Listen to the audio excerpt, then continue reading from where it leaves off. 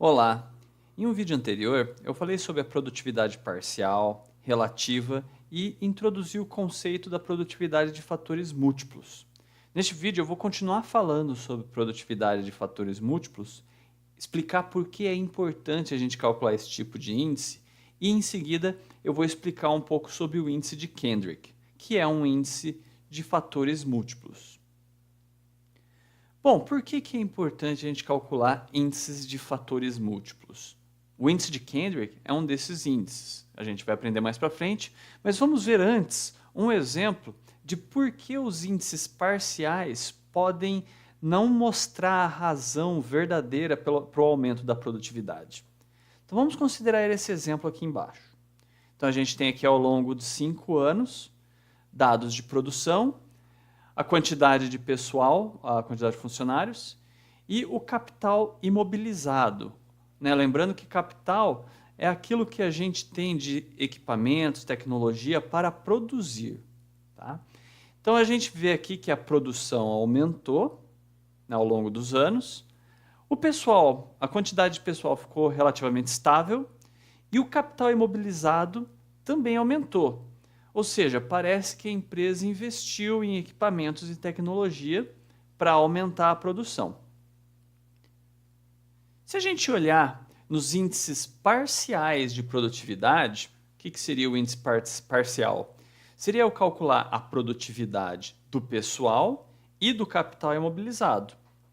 Então aqui eu tenho os índices absolutos, tá, de produtividade parcial, e aqui eles estão no formato relativo para facilitar a comparação. Né, o que é o formato relativo? É eu pegar esses índices de produtividade absoluta e colocar eles em base 100, porque daí fica mais fácil de eu comparar ambos os índices. Então a gente vê aqui que a produtividade do pessoal aumentou ao longo dos anos, ao passo que a produtividade do capital só aumentou mesmo nesse último período. Por que isso aconteceu? Né? Porque, se a gente for analisar, a empresa investiu em capital. Né? Ou seja, tem mais dinheiro colocado em capital, a gente produziu mais, só que na hora que a gente divide a produção pelo capital, acaba que a produtividade do capital é prejudicada, porque eu tenho mais capital inserido na empresa. Agora, a quantidade de pessoal, como ela ficou estável e a produção aumentou, a produtividade do pessoal acaba sendo inflada. Mas pode ser que não seja bem essa a razão do aumento da produtividade da empresa. Né? Olhando só para esses valores, parece que, olhando aqui, o aumento da produção é por causa do pessoal. Sendo que pode ser que, na verdade, o aumento da produção é porque eu investi mais em equipamentos e tecnologias, de forma que a mesma quantidade de pessoal consiga produzir mais. Então, a razão do aumento da produtividade é provavelmente o capital investido. Então, a gente pode ver isso graficamente aqui, né? Então, essa linha azul mais clara é a produção que está aumentando. Né? A gente viu isso na tabela lá no início do vídeo. Essa linha azul mais escura é o capital imobilizado, que também aumentou ao longo do tempo. E aqui a gente vê que o pessoal permaneceu estável. Então, provavelmente, esse aumento da produção é por causa do capital que a gente investiu e não necessariamente porque o pessoal está trabalhando melhor ou mais rápido. Bom, vamos lá. Uma das formas da gente tentar identificar que o capital é a razão do aumento da produção é olhando a relação entre o capital e o pessoal. Então, se eu dividir o capital imobilizado pela quantidade de pessoas ao longo do tempo, eu vejo que o capital, a taxa de capital por pessoa aumentou. Isso pode ser um indicador de que o capital investido, o capital para a produção, é um dos fatores para o aumento da produção. A gente também pode ver isso matematicamente olhando o cálculo da produtividade dos trabalhadores. Então, como é que a gente faria isso? Dividindo a produção pelos trabalhadores. Eu poderia expandir essa fração dessa forma. produção sobre capital vezes capital sobre trabalhadores. Porque se eu cortar isso daqui, eu volto a ter produção sobre trabalhadores. Aqui a gente tem a taxa de capital por trabalhadores, que é o que a gente acabou de ver no slide anterior. Então eu vejo que quanto maior for essa taxa, eu acabo inflando a produtividade da mão de obra. Bom, eu gostaria de ressaltar aqui que eu não estou querendo dizer que o investimento em tecnologia vai fazer com que a produtividade da mão de obra seja uma coisa ruim, tá? O aumento da produtividade da mão de obra. O que eu estou querendo dizer é que quando a gente investe em capital, a gente acaba tendo um aumento artificial da produtividade da mão de obra. Não quer dizer que eu investi na mão de obra e ela está produzindo mais. Não quer dizer que eu mudei os métodos de trabalho e ela está produzindo mais. Quer dizer que, como ela está usando tecnologias mais adequadas, ela está produzindo mais. Se a gente olhar para o índice parcial da produtividade do capital e ver ele caindo, a gente poderia pensar que o capital está com algum problema, sendo que, na verdade, o capital, nesse caso, seria a razão do aumento da produção. Vamos falar agora sobre o índice de Kendrick, para a gente tentar calcular a produtividade da empresa de uma forma mais integrada, ou seja, considerando a mão de obra e o capital num mesmo índice. Primeiro, a gente precisa entender como que o índice funciona. Na sua formulação clássica original, ele considera o sistema produtivo da seguinte forma: a gente tem mão de obra e capital entrando no sistema produtivo, e aí a gente tem uma produção. Ou seja, esse índice de produtividade de Kendrick, ele vai ser uma razão dessa produção e da combinação da mão de obra e do capital. Essa é a formulação clássica, mas a gente poderia estender esse índice e adicionar outros fatores de produção de uma maneira bem fácil. Aqui eu mostro a fórmula do índice de Kendrick. Tá? Então a gente tem aqui do lado direito a fórmula. Vamos dar uma olhada em quais são os parâmetros dessa fórmula. Aqui em cima a gente tem o QT. Esse QT é o índice relativo da produção no tempo T. O LT é o índice relativo da mão de obra no tempo T. KT é o índice relativo do capital. E as constantes A0 e B0 representam a taxa de participação da mão de obra e do capital no período base. Ou seja, eles representam quanto de importância ou qual era o peso no período base da mão de obra e do capital. Ou seja, como esses dois são os únicos fatores de produção no índice clássico, a soma dos dois tem que dar 1. Para a gente entender melhor, vamos resolver um exemplo. Tá? Então, eu separei aqui outros dados, tá? Considerando 7 períodos, e eu gostaria de fazer o seguinte: vamos calcular a produtividade parcial da mão de obra e do capital, e em seguida nós vamos calcular o índice de Kendrick, e depois a gente vai fazer alguns comentários sobre esses resultados. Então, olha só que interessante aqui, né? Ao longo dos períodos, a gente vê que o capital investido aumentou, a folha de pagamento, ou seja, o gasto com mão de obra, também aumentou, e aqui a gente tem também a produção aumentando. Se a gente mostrasse isso como um relatório para o nosso patrão, parece que está tudo indo muito bem, certo? Mas é difícil a gente falar com certeza se a gente não calcular um índice de produtividade que considere tudo, certo? Num mesmo índice. Começando o nosso exemplo, eu calculei os índices de produtividade parcial. Então aqui a gente vê os índices de produtividade parcial só do capital e da mão de obra. Para ficar mais fácil da gente entender, eu coloquei eles em base 100, calculei os índices de produtividade parcial relativa, e a gente pode ver que a produtividade do capital está caindo bastante. Já a produtividade da mão de obra parece que está subindo. Será que isso é bom ou ruim? Porque a gente viu no slide anterior que foi feito um investimento em capital, e isso faz com que a produtividade do capital acabe caindo, né? E a gente já viu que isso e o aumento da mão de obra, por consequência do investimento no capital, o aumento dessa produtividade da mão de obra acaba sendo um efeito artificial. O que a gente precisa fazer, portanto, é calcular um índice, que seria o índice de Kendrick, para a gente ver se a produtividade da empresa como um todo realmente aumentou, né? Porque esses índices parciais, eles acabam não dizendo muita coisa para a gente. Agora a gente vai calcular o índice de Kendrick.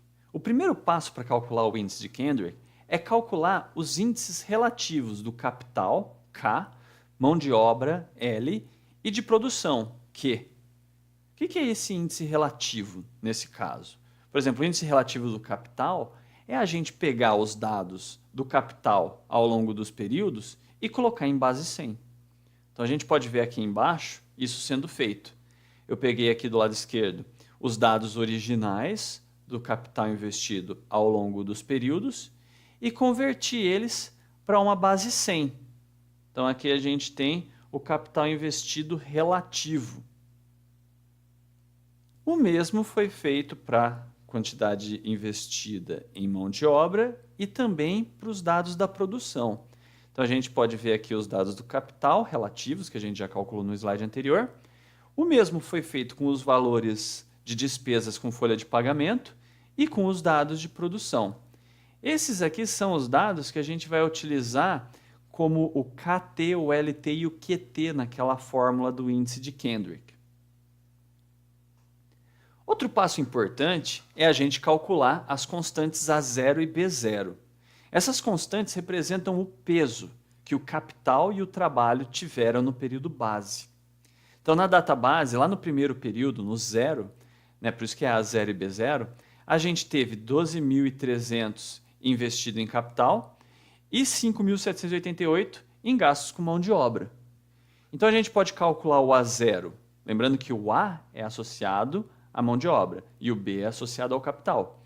Então, o A0 vai ser 5.788,24, que é o gasto de mão de obra, dividido pela soma dos dois valores, porque a soma dos dois valores representa o todo. Na hora que eu divido o gasto com mão de obra pelo todo, eu descubro que os gastos de mão de obra no período zero, no período base, representam 32%. Fazendo 1 menos A0, eu chego em B0, ou seja, os gastos ou o capital investido representava 68% no período base. Então essas vão ser as constantes A0 e B0 que a gente vai usar para calcular o índice Kendrick em todos os períodos. Vamos fazer o primeiro, tá?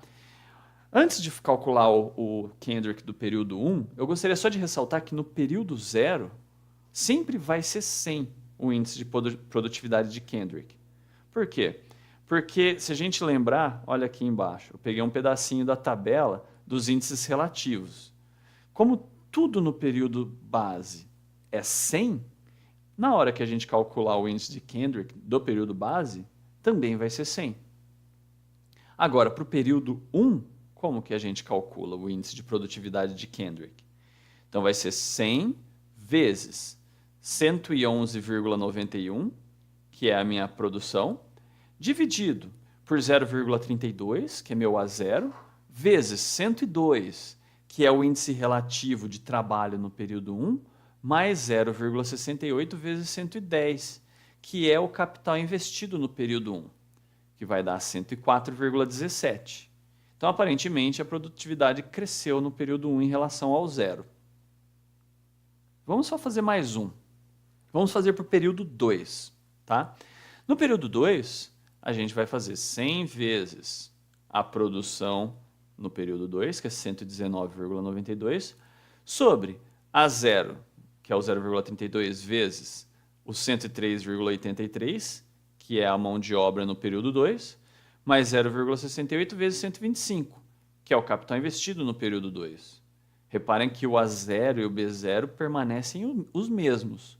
O que mudou é que agora eu estou usando Q2, L2 e K2. Então, o índice de produtividade dá 101,44. Então, quer dizer que a produtividade aparentemente caiu com relação a P1, mas ainda está maior do que no P0, que era 100.